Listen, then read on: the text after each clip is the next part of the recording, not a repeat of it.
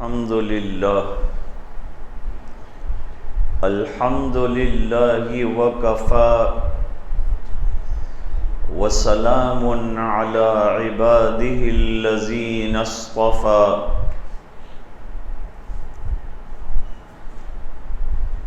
خصوصا على أفضلهم وخاتم النبيين محمد الأمين وعلى آله وصحبه أجمعين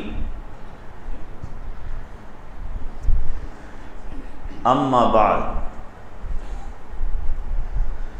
أعوذ بالله من الشيطان الرجيم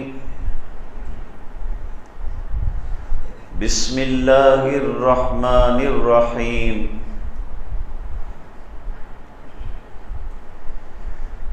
يا أيها الذين آمنوا قوا أنفسكم وأهليكم نارا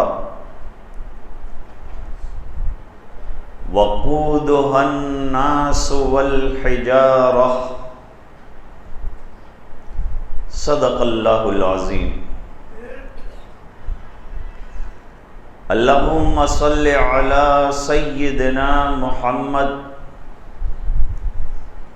وعلى آل سيدنا محمد وبارك وسلم.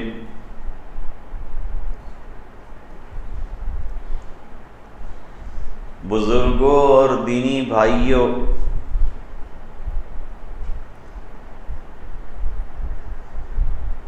اسلام ایک مستقل تہذیب ہے،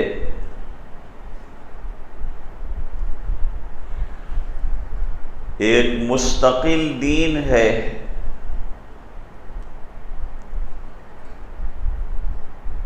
ایک نہایت منظم کلچر ہے۔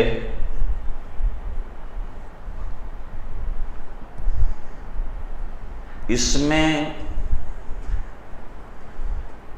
ماں باپ کے حقوق بھی بیان کیے گئے ہیں اور اولاد کے حقوق بھی بیان کیے گئے ہیں۔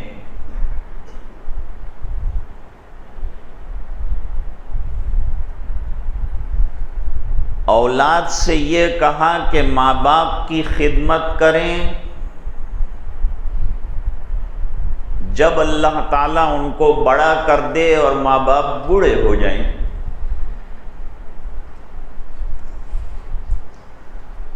اور اس سے پہلے جب بچے چھوٹے ہیں تو ماں باپ کو ذمہ دار بنایا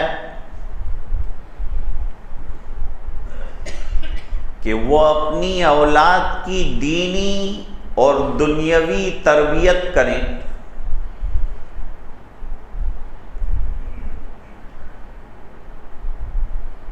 اس میں لڑکوں کی تربیت کی بھی بات کہی اور لڑکیوں کی تربیت کی بھی بات کہی۔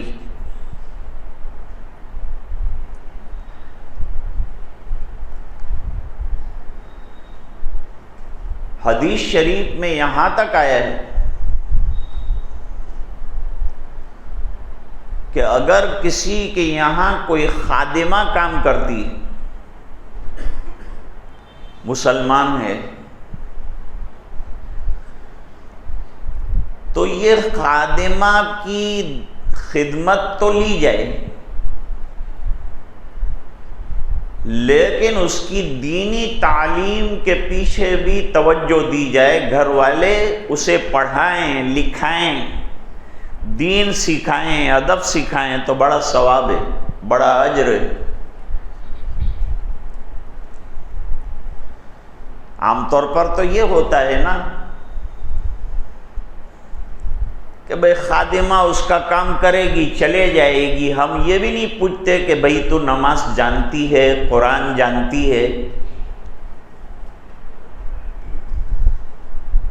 اس سے پوچھا جائے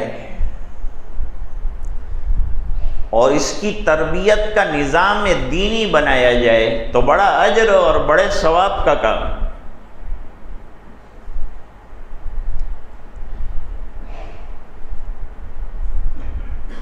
ایک حدیث شریف ہے بخاری شریف میں،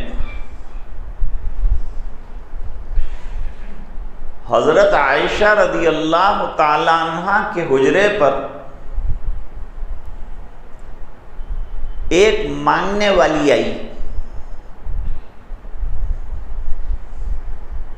مانگنے والی کے ساتھ 2 بچیاں تھیں۔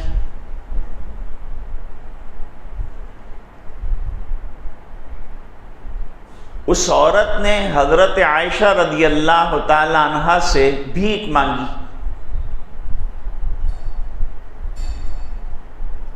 حضرت عائشہ رضی اللہ تعالی عنہا نے گھر میں ٹٹولا، جانچا تو بہت محنت کے بعد ایک کھجور نکل آئی۔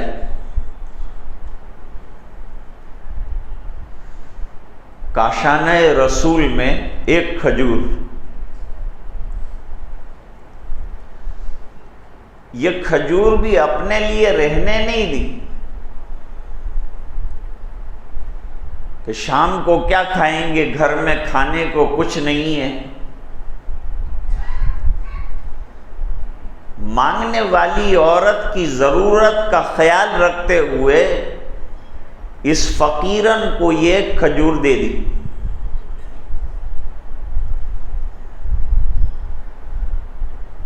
اس فقیرن نے وہ کھجور کے 2 ٹکڑے کیے، خود بھوکی رہی اور وہ دونوں ٹکڑے اپنی دونوں بیٹیوں کے حوالے کر دیے۔ بچیاں بھوکی تھی، کھا گئی۔ حضرت عائشہ رضی اللہ تعالی عنہا یہ منظر دیکھتی رہیں۔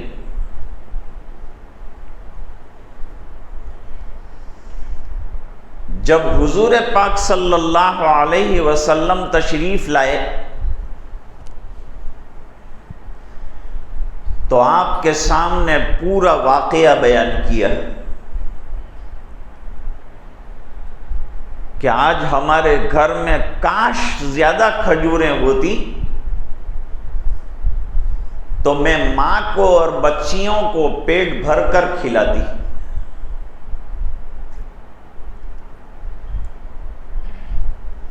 آقا مدنی صلی اللہ علیہ وسلم دنیا کی تربیت کے لیے تشریف لائے، پورے عالم کو دعوت دینے کے لیے آئے ہیں، انسانیت سکھانے کے لیے آئے ہیں، اخلاق بتانے کے لیے آئے ہیں۔ اس بنا پر موقع بموقع اصلاح فرماتے ہیں، چاہے وہ اصلاح چھوٹے کی ہو، چاہے وہ اصلاح بڑے کی ہو،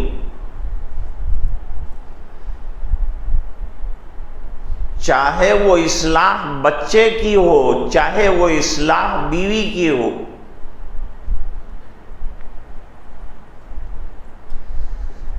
اصلاح تو سرکار ان کی فرماتے ہیں، لیکن ہم کو بھی اصلاحی تربیت مل جاتی ہے، تعلیم صحابہ کے حوالے سے ہم کو بھی مل جاتی ہے۔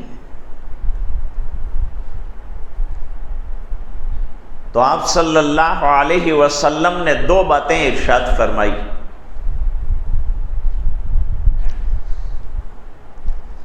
اے عائشہ، صدقے میں تو نے جو 1 کھجور دے دی، اگر اخلاص کے ساتھ دی ہے تو اسے ہلکا مت سمجھ۔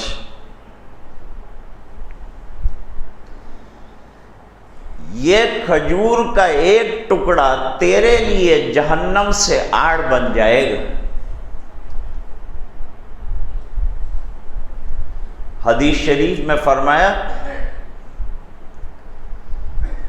کہ جب انسان کوئی صدقہ کرتا ہے، چاہے چھوٹا کرے چاہے بڑا کرے، اللہ تعالی اس صدقے کو پالتے ہیں، جیسے ہم اپنی اولاد کو پالتے ہیں، جیسے جانور کو پالتے ہیں، کھلاتے ہیں، پلاتے ہیں، بڑا کرتے ہیں، اس طرح اللہ تعالی وہ کھجور کے ٹکڑے کو پال پوس کر بڑا کریں گے، اور جب یہ آخرت میں پہنچے گا تو دیکھے گا کہ بہت بڑا پہاڑ جیسا کوئی اجر ہے، تو یہ فرشتوں سے پوچھے گا میں نے تو کوئی عمل اتنا بڑا پہاڑ جیسا کیا ہی نہیں دنیا میں، پھر یہ اتنا بڑا پہاڑ نما اجر جو دیا جا رہا ہے وہ کس عمل کا ہے؟ کہا جائے گا کہ تو نے ایک دن اللہ کی راہ میں جو چھوٹا سا صدقہ کیا تھا،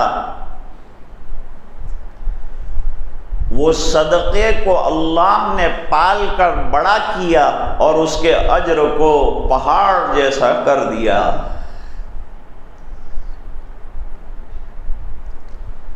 تو آدمی چھوٹا سا صدقہ کرے لیکن اخلاص کے ساتھ کرے تو اللہ کے یہاں وہ قبول ہوتا ہے۔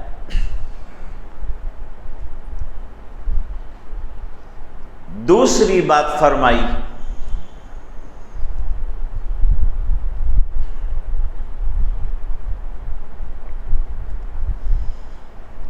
کہ تو نے عائشہ ایک بات بیان کی، وہ یہ تھی کہ ماں نے اپنی ممتا کا ثبوت دیا، ماں کے بڑے احسانات ہیں، اس لیے ماں کا درجہ بھی اونچا ہے اور اس کی خدمت کا درجہ بھی اونچا ہے اور اس کی دعا کا درجہ بھی اونچا ہے۔ ماں باپ دعاؤں کے دروازے ہیں۔ ہماری بہت سی مصیبتیں ماں باپ کی وجہ سے اللہ تعالیٰ ٹال دیتے ہیں، بشرطے کہ ان کی خدمت کی جائے، ان کا اعزاز اور اکرام کیا جائے، ان سے محبت رکھی جائے، دل میں ان کا احترام رکھا جائے، ان کو اف بھی نہ کہا جائے۔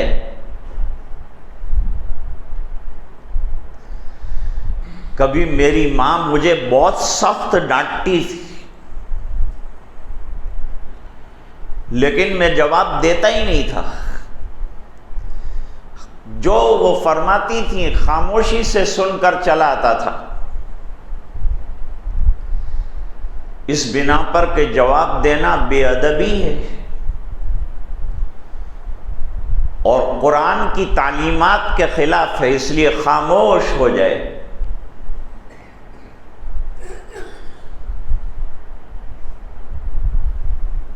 تو حضور پاک صلی اللہ علیہ وسلم نے فرمایا جس کو اللہ تعالیٰ نے بیٹیاں عطا فرمائی، بیٹوں کو تو لوگ بہت ہاتھوں ہاتھ لیتے ہیں، سمجھتے ہیں کہ مستقبل میں سہارا بنے گا، لیکن تجربے سے یہ ثابت ہوا ہے کہ لڑکیاں سہارا بنی ہیں، لڑکے نہیں بنے ہیں۔ اس کا عملی تجربہ ہوا ہے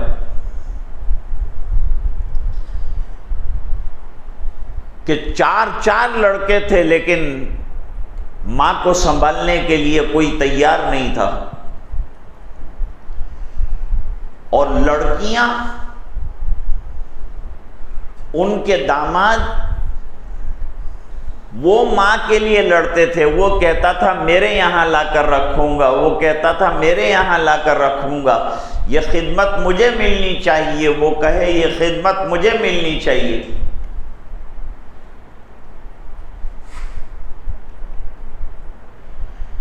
لڑکیوں کو معاشرے میں اچھی نظر سے نہیں دیکھا جاتا تھا پہلے، آج بھی دوسرے سماجوں کے اندر لڑکیوں کا پیدا ہونا عیب ہے۔ اس کی دلیل کیا ہے؟ اس کی دلیل یہ ہے کہ جہاں سونوگرافی ہوتی ہے وہاں ایک بورڈ لگایا ہے کہ پیدا ہونے والے بچے کی جنس بتانا کہ لڑکا ہے کہ لڑکی ہے یہ گناہ ہے۔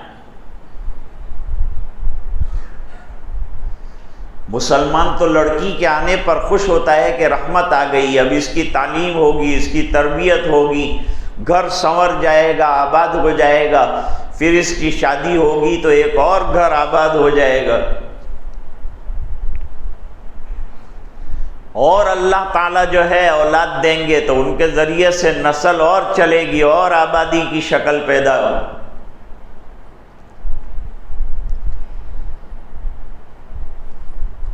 عرب لوگ بھی بڑے عجیب تھے،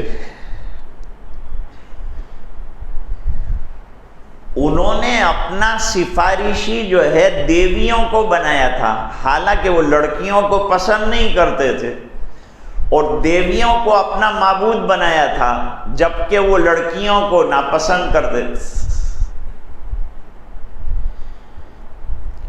اور بتوں کو اپنا سفارشی بنایا تھا کہ اللہ کے یہاں تقرب حاصل ہوگا ان کے ذریعے سے، اور ہم جنت میں پہنچیں گے ان کی سفارش سے، اللہ انہی کو جہنم میں ڈال دے گا تو ان کی سفارش کا کیا ہوگا؟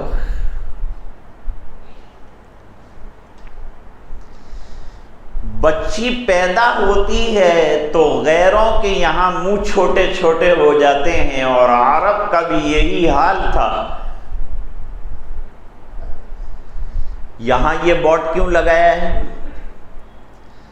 اس لیے کہ جب لوگوں کو پتہ چلتا ہے کہ لڑکی پیدا ہونے والی ہے تو ابورشن کرا کر لڑکی کو نکال دیتے ہیں۔ اب بورڈ لگائے، پہلے بورڈ لگایا تھا لڑکی بچاؤ، بیٹی بچاؤ، اب بورڈ لگایا بیٹی پڑھاؤ۔ 1400 سال پہلے اسلام نے بیٹی کو پڑھانے کے لیے کہا ہے۔ کتنا اچھا دین ہے، کتنا بہترین دین ہے کہ جو بات آپ کو 1400 سال کے بعد سمجھ میں آ رہی ہے وہ میرے نبی نے 1400 سال پہلے بیان فرما دی۔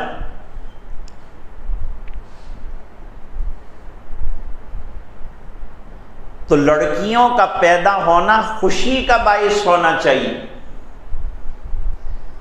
غم کا باعث نہیں ہونا چاہیے۔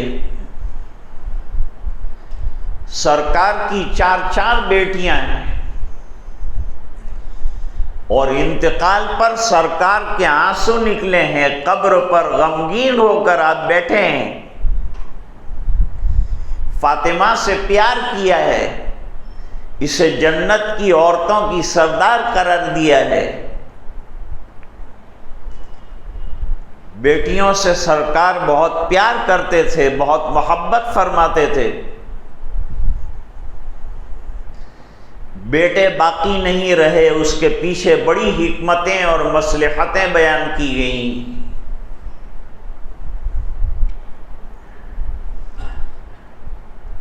تو آقا انعامدار جناب رسول اللہ صلی اللہ علیہ وسلم تو سبق پڑھانے آئے ہیں دنیا کو، عورتوں کے ساتھ اچھا سلوک کرنے کا حکم دیا ہے، اور فرمایا ہے وَعَاشِرُهُنَّ بِالْمَعْرُوفِ، ان کے ساتھ حسن سلوک کیا جائے، سختی کا معاملہ نہ کیا جائے۔ ان کے مزاج میں ٹیڑھا پن ہے، یہ پسلی سے پیدا ہوئی ہے کہ نہیں یہ تو دوسرا مسئلہ ہے،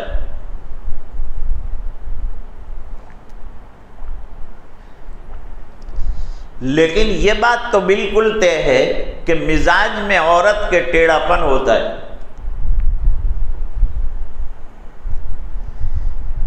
یہ مضمون بھی حدیث سے مستفاد ہے۔ آج جو حالات ہیں لڑکیوں کے ساتھ جو معاملہ ہو رہا ہے بہت سنگین ہو رہا ہے، اس لیے میں نے یہ مضمون چھیڑا ہے آج۔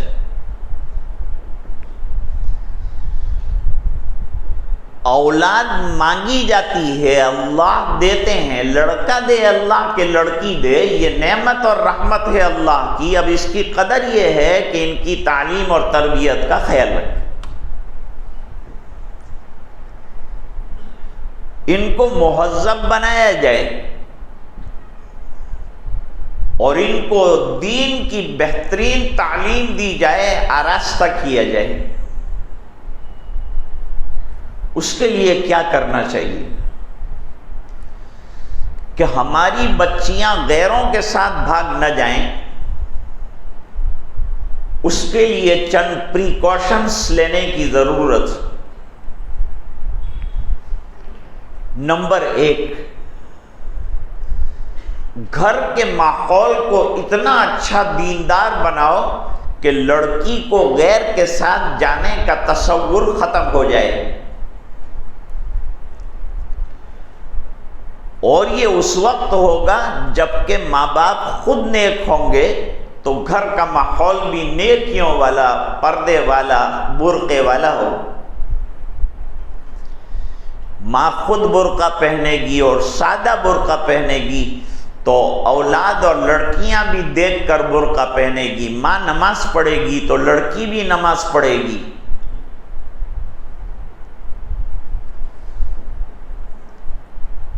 حضرت مفتی سعید احمد صاحب پالنپوری رحمت اللہ علیہ کو کینیڈا میں ایک بے تکلف آدمی نے سوال کیا،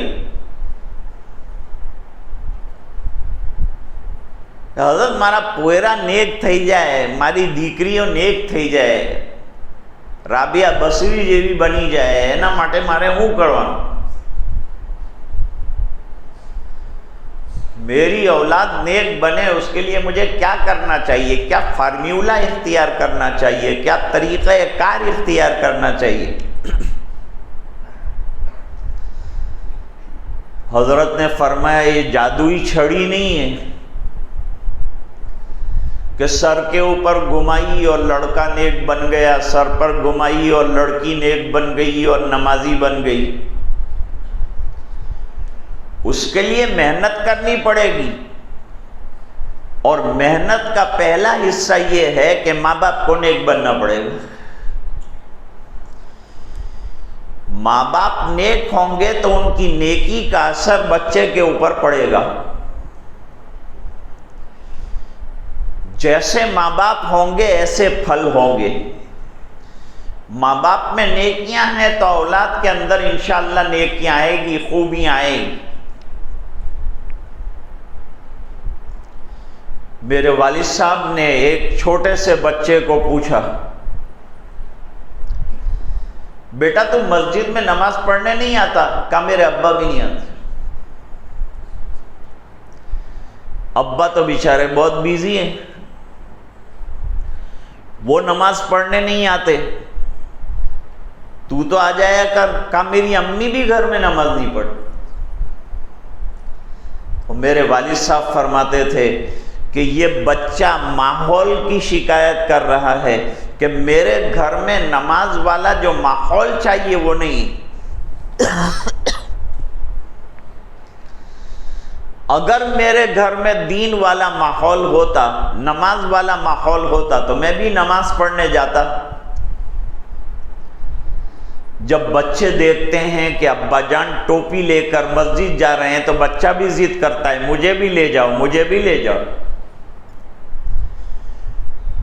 اور ماں نقاب ڈال کر جب کھڑی ہوتی ہے نماز پڑھنے کے لیے تو چھوٹی بچیاں بھی نماز پڑھنے کے لیے بے قرار ہو جاتی ہیں، وہ بھی کھڑی ہو جاتی ہیں، ہم بھی نماز پڑھیں گے، ہم بھی نماز پڑھیں گے۔ حدیث شریف میں ہے الا کلکم راعٍ، تم میں سے ہر ایک اپنے انڈر میں جو لوگ ہیں ان کا رسپانسیبل اور ذمہ دار ہے۔ جیسے امام الامام ضامن، امام ذمہ دار ہے۔ کس بات کا ذمہ دار ہے؟ کہ اس کے مقتدی صحیح نماز پڑھتے ہیں کہ نہیں۔ مقتدیوں کو لے کے بیٹھو، ان کو دعائیں سکھاؤ، ان کو سورہ فاتحہ سکھاؤ، نماز سکھاؤ، وضو سکھاؤ، طہارت کے طریقے سکھاؤ۔ خالی نماز پڑھا کے چپل پہن کے چلے جانے سے کام نہیں چلے گا۔ پھر اپنے مقتدیوں کا خیال رکھو، کوئی بیمار تو نہیں ہے۔ 5 محلے کے بیچ میں مسجد ہے تو ذمہ داروں کو یہ خیال رکھنا چاہیے کہ یہ ہمارے 5 محلے کے مسلمانوں کا کیا حال ہے۔ ان کی بھی ذمہ داری ہے، جیسی امام کی ذمہ داری ہے کہ مقتدیوں کی نماز صحیح ہو جائے، ان کی زندگیاں صحیح ہو جائیں، ان کے اخلاق صحیح ہو جائیں۔ اسی طرح حضور نے فرمایا لِلزَّوْرِ کا عَلَيْكَ حق، تیرے مہمان کا بھی تیرے اوپر حق ہے۔ مہمان کا کیا حق ہے؟ بھئی ایک مہمان آیا ہمارے یہاں اور ہم نے روزہ رکھا ہے نفلی، مہمان نے کہا میں کھانا نہیں کھاؤں گا جب تک تم روزہ نہیں توڑو گے، تو مہمان کے اکرام میں یہ روزہ توڑ دینا پڑے گا، چاہے بعد میں قضا کر لے۔ یہ مہمان کا اکرام ہے، یہ مہمان کا حق ہے۔ وَلِلزَّوْجِ کا عَلَيْكَ حق، فرمایا زوجہ جو ہے گھر کی، اس کے اوپر شوہر ذمہ دار ہے، وہ سربراہ ہے۔ گھر میں نظام کیسا چل رہا ہے اس کی ذمہ داری کا خیال شوہر کو رکھنا ہے، بچوں کی تربیت کا خیال شوہر کو رکھنا ہے۔ ماں باپ اپنی اولاد کے ذمہ دار ہیں، تم نے اللہ سے دعا کر کے اولاد لی ہے، جب آ گئی تو اس کی قدردانی یہ ہے کہ اس کی بہترین تعلیم کا خیال رکھا جائے، ان کی بہترین تربیت کا خیال رکھا جائے۔ بات ختم کروں 25 پر، اس سے پہلے یہ واقعہ مکمل کروں کہ جب حضرت عائشہ رضی اللہ تعالی عنہا نے یہ پورا ماجرا بیان کیا اور وہ 2 بچیوں کا حال بیان کیا اور ماں کی ممتا اور پیار کا تذکرہ کیا، تو حضور پاک صلی اللہ علیہ وسلم نے فرمایا جس کو اللہ نے بیٹیاں دی ہے اس کی بڑی ذمہ داری ہے، اور وہ ذمہ داری نبھا دینے پر یہ لڑکیاں جہنم سے آڑ بنیں گی۔ آج لڑکیاں اگر چلی جا رہی ہے تو ہمارے معاشرے کو فکر مند ہونا چاہیے، ماں باپ کو فکر مند ہونا چاہیے۔ ہماری بچی باہر جانے کے بعد کس سے ملتی ہے اس کی خبرگیری رکھنی چاہیے۔ گاڑیاں اور موبائل دے کر ان کو آزاد مت کر دو، برقع پہناؤ، اور برقع بھی ایسا کہ جو دوسرے برقعے کا محتاج نہ ہو، ایسا برقع پہناؤ۔ گھر میں دین کی فضا بناؤ، بچیوں کو بچپن میں مکاتب میں اور مدارس میں بھیجو اور ان کی اچھی اور دینی تعلیم کا خیال رکھو، تو انشاءاللہ جو دشمن ہیں ان کے ارادے فیل ہو جائیں گے، وہ شکست کھا جائیں گے۔ اللہ تعالیٰ سمجھنے کی توفیق عطا فرمائے۔ وآخر دعوانا ان الحمد للہ رب العالمین۔